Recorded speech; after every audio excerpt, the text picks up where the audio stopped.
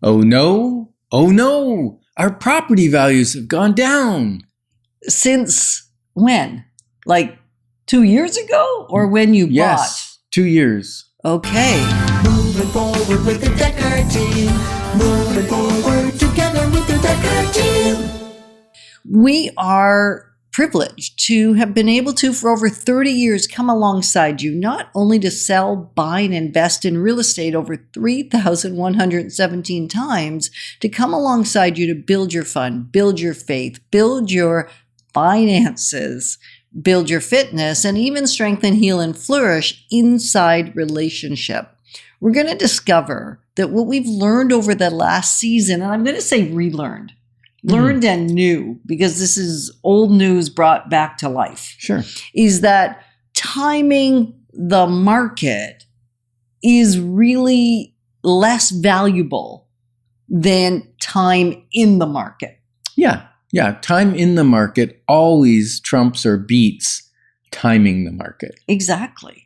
Just so good. And I'm sure if you're sitting in a situation right now where you bought in the last 2 years, you're thinking, what? Or especially if you bought 2 years ago. Oh, if you bought in the height, then hang on tight. Exactly. Let's say that again. If you bought in the height, hang on tight. Yeah, and we'll give a little caveat to that at the end of this. No, we're going to do it right segment. now. Okay, do it right now. Because if you are saying, I bought at the height, I've lost a lot of money, but I still have a pile of equity, I want to make a move to a bigger house because I can gain more than I'm going to lose, and financially I can still do it, even with maybe I can port my mortgage, maybe I can handle the interest rates, maybe there is good reason. If you're in a modest home and you're thinking this is the season to buy the larger home, it may still be a good time. It may still be a good time. So what we're saying is time your life, time what works for you that you can do at a given time, rather than always be looking for what's the height of the market, because it's most of the time, I mean, a few people lucked out, and yet it eludes a lot of people. Because if you bought in the height and you bought a larger home, then did it really help you? Even though you got a pile of money on your house. Just hang on. Yeah. And if you're thinking, well, I bought a townhouse and now I'd really like a bigger single, it's a little tight. Well, what you lose in equity on that one, you'll gain on the next one, because the next one's gone down more. We're finding that, the $1 million house that was selling 2 years ago is now, maybe down to 800 or 750 to 800. And the townhouse is down 100,000, from 750 to 650. Or maybe, yes. Yeah, somewhere in there. Yeah, somewhere in there. Just rough estimates. And so where you lost 100, you may gain up another 100 by moving up in size if you can afford it, and all the cards align that way. Right. And if that's not what you're doing, what we're also saying is kind of two messages wrapped that we've learned is work within what works for you and take advantage of what the market's doing. Be resilient in your approach. Yeah. And if this is all confusing, then what you want to do is reach out to us together at Dekker Team. Ask your questions, or maybe it's a clarity call that's going to work for you. We're going to spend 15 minutes and just discuss your situation. What we see might be great options for you. And then you can make decisions that are wise. Or maybe we come and do an actual consultation after the call. Maybe it's like, oh, you need more depth. We need to see your house. We need to see the house you're thinking of, or whatever the situation is.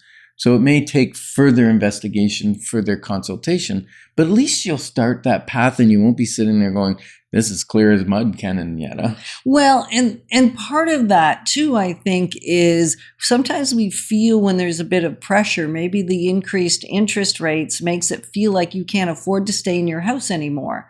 And yet responding knee-jerk reaction can cost you a lot more loss than necessary. So slowing down the decision, not if there's an emergency.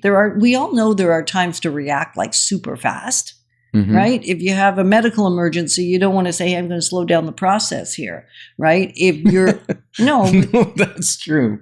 Right? We might want to slow down the diagnosis so we don't falsely prescribe, Right. but we don't want to slow down the process of getting the help we need. Right. So there are times where we need to make a quick decision. And yet most of the time, those are in emergency situations.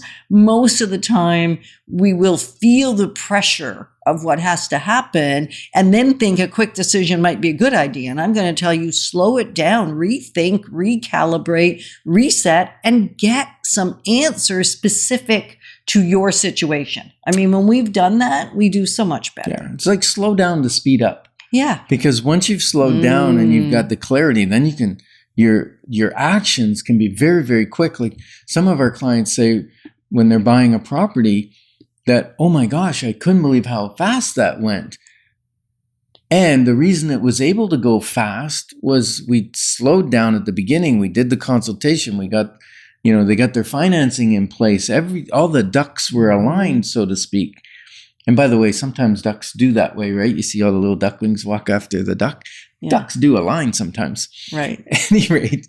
And then because we went slow at the beginning, when the right property came, fast, they bought a house within a week. Or 48 hours or whatever the case may be, I'm just saying right? with the conditional period and that, but things happen fast at the end because you're prepared at the beginning. Right. And we took the time to prepare for this episode, or this segment actually, where we wrote down 6 examples where we had helped buyers purchase a property anywhere from 4 or 5 years ago to 12 years ago, I think was the longest. We took that sort of timeline, and then where we've resold the property. And for the most part, the examples we used were, well, actually, I think all of them, they actually sold the properties in 2023. Yeah. So not at the height of the market, not in February of 2022. No, so even, technically they lost compared to March of 2 years ago. Right, because we could have used some of those examples too. We had lots of clients that bought in the lower times 4 or 5 years ago,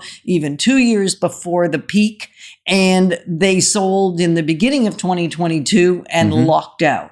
So we're not even using those illustrious examples. Right. We're saying even if you bought 5, 7, 10, 12 years ago, and that's the point, stay the course. Because even with the downturn, still most people doubled and some tripled when they sold in 2023. So let's talk about some specific ones. We picked them from all over the place, all different price ranges, right? We had one rural near the 401. Is that the one that they paid $115 for? $115, bought in 2017. Yeah. We just sold it a month or two ago. That sold at $354, I believe it was. Hasn't even closed yet. $354. And they did minor improvements. Because sometimes people are saying, well, if you did a complete gut or you did a flip, well, then of course that's the case. But these are not examples where there was extreme work done. There was maintenance and a little bit of ongoing painting and care. Yep. Yeah. Another one, 2018 was a condo in the city. Not like a condo apartment, was like a condo garden townhouse. Home, right? Bought for their son who was going to university. Bought it in 2018 for $162 and just sold it for $350 in 2023. Right. Yeah. And another one, can we do one more? Okay, squeeze it in. Okay, so this was a higher end property. They paid $895 about 5 years ago, resold it just a few months ago and sold it for just shy of 1.4. So even in that price range, there was great wins. And we're grateful you've joined us on Life's Inside Track, because when we move forward together, we got this. Moving forward with the Dekker Team. Moving forward together.